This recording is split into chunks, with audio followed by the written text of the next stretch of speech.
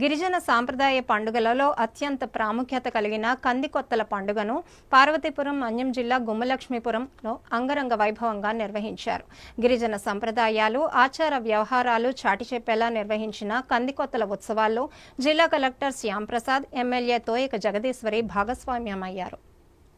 పార్వతీపురం మన్యం జిల్లా గుమ్మలక్ష్మీపురంలో గిరిజన సంస్కృతి సంప్రదాయాలను చాటుతూ నిర్వహించిన కందికొత్తల ఉత్సవాలు అంబరాన్ని తాకాయి. ఏజెన్సీ ప్రాంతాల్లో గిరిజనులు పండించే పంటలు, కందులు, కొర్రలు, జనుములు, వివిధ రకాల ఉత్పత్తులను మొదటిగా ఆయా గ్రామాల గ్రామదేవతలు కర్పించి మొక్కులను తీర్చుకుని పండుగను జరుపుకోవడం గిరిజనుల ఆనవాయితీ. ప్రధానంగా కొండపోడులో గిరిజనులు సాగు చేసే కంది పంట ముందుగానే చేతికొచ్చినప్పటికీ కందికొత్తల పండుగ తర్వాత మాత్రమే తింటారు, విక్రయిస్తారు. ఆదివారం హెచ్ గ్రౌండ్ లో నిర్వహించిన ఉత్సవాల్లో మన్యం జిల్లా కలెక్టర్ ఏ శ్యాంప్రసాద్, కురుపాం ఎమ్మెల్యే తోయక జగదీశ్వరి ముఖ్య అతిథులుగా హాజరయ్యారు. వారికి గిరిజన సంప్రదాయ నృత్యాలతో సాదర స్వాగతం పలికారు. కలెక్టర్ డప్పు వాయిస్తూ గిరిజనులతో నృత్యం చేస్తూ వారి ఆతిథ్యాన్ని స్వీకరించారు. ఈ సందర్భంగా కలెక్టర్ మాట్లాడుతూ ఎన్నో సంవత్సరాల నుండి ఈ పండుగను గిరిజనులు ఆనవాయితీగా చేసుకుంటారన్నారు. ప్రకృతిని ప్రేమించి అందరూ కలిసికట్టుగా పండుగ చేసుకోవడం చాలా సంతోషకర విషయమన్నారు. గిరిజన గ్రామాలకు రహదారి సౌకర్యం, వైద్య సేవలు అందించేందుకు కృషి చేస్తామని తెలిపారు. ఎమ్మెల్యే తోయక జగదీశ్వరి మాట్లాడుతూ ప్రతి ఏడాది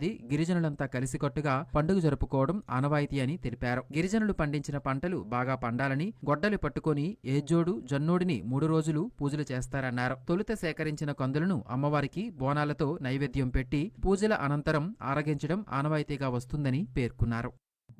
కందికొత్తల పండుగ మన గిరిజనులు, ఆదివాసుల యొక్క మొదటి పండుగ. అంటే మన తెలుగు వారందరూ కూడా సంక్రాంతి అనేది వరి ధాన్యం ఇంటికి రాగానే చేసుకునేటువంటి పండుగ మనం సంక్రాంతి అంటాం. కానీ మన గిరిజనులకి ప్రతి ఒక్క పంట ఇంటికి రాగానే దాన్ని పూజించి వనదేవతకు సమర్పించి తర్వాత పండుగ చేసుకుంటారు. ఇది ఎన్నో సంవత్సరాల నుంచి ఆనవాయితీగా వస్తున్నటువంటి పండుగ, ఆచారాలు. దీన్ని ఎంతో ఉత్సాహంగా ఇక్కడ ప్రజలందరూ కూడా, ఈ చుట్టుపక్కల ఉన్న గిరిజన ప్రజలందరూ కూడా వారి యొక్క ఇంటి దగ్గర నుంచి ఈ కందుల్ని, ఈ వరి ధాన్యాన్ని తీసుకొని వచ్చి అమ్మవారికి సమర్పిస్తున్నారు, వనదేవతకి. ఈ సంస్కృతి సంప్రదాయాలని మనం అందరం కూడా కాపాడుకోవాలి.